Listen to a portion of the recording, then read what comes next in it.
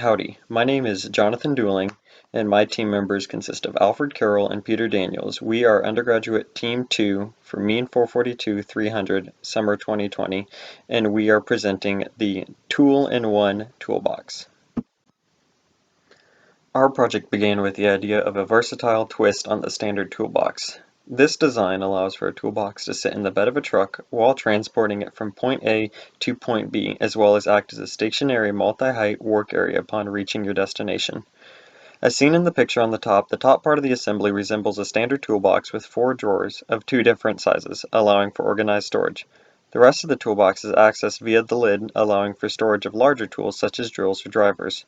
The image on the bottom right illustrates the base on which the toolbox will sit. This base can be shortened down to 3 inches and extended up to 48 inches, allowing a wide range of variation depending on the customer's needs.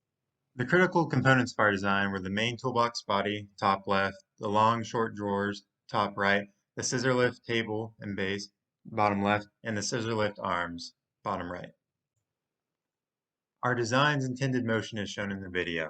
There are many moving parts in our design. This is why tolerances must be smaller, calculated in Milestone 3, and material choices such as high stress components such as the scissor lift members require stronger materials such as carbon steel opposed to the aluminum we were using in the body for the sheet metal.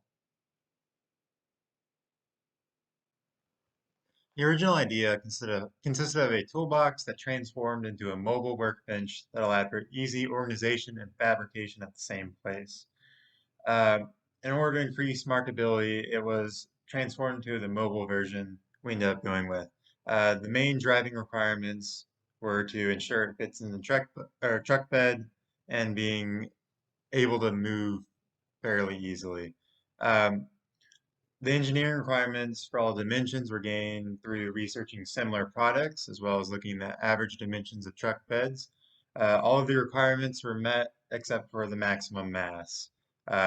Stronger materials were needed and thus they were heavier. Um, the front opening work table ended up being scrapped entirely in the second design iteration, and the final design was made in order to minimize tolerances. They're fitting in the drawers in the box and the scissor lip arms, raising smoothly. The process begins by receiving hot-rolled 7075 T6 plate aluminum alloy from the forgery. Scissor lift components will be made from higher strength 1023 carbon steel to compensate for the more concentrated loading. For low volume orders of the toolbox, a water jet cutter can be used to cut out all unbent profiles of the toolbox body, lid, drawers, and piano hinge. A water jet is desirable over a plasma cutter because it has higher accuracy, better edge quality, and no heat affected zones.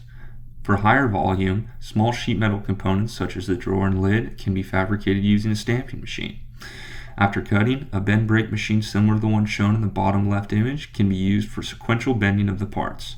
A lever punch and die attachment on the bend brake machine, similar to the one in the top right image, can be used to fabricate the handles.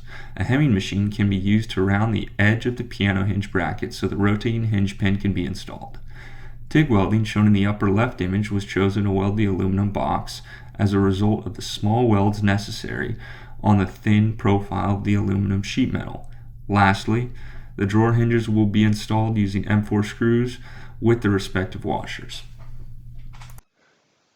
The first step in creating anything is ensuring that there is a market present that wants the item, but another important but commonly overlooked aspect is ensuring it is feasible. Throughout this project, the idea of making sure the design could actually be fabricated and understanding the process behind it became evidently important. As engineers, one of our main focuses is on finding a way to turn an idea into reality, and manufacturing is the middle step in accomplishing that. Throughout this project, we designed everything in SolidWorks with the fabrication in mind. Therefore, we used both top-down and bottom-up CADing methods. The main body of the toolbox was created independently as it drove most of the other parts, whereas items such as the lid and drawers, which were driven by the assembly, were created within the assembly Tolerances also played a key role in the design process, because we don't possess the capabilities to fabricate objects exactly the way they are designed without discrepancies. While we had to rethink our design multiple times due to weight concerns and oversights on how the components went together, the overall project was a success that could be improved upon in further iterations. Overall, the main thing we learned is to use the right tool for the right job and ensure you know how to use that tool. You can be the best coder in the world, but without knowing how to manufacture it, your design will be useless to the customer. That concludes our presentation. Thank you for listening.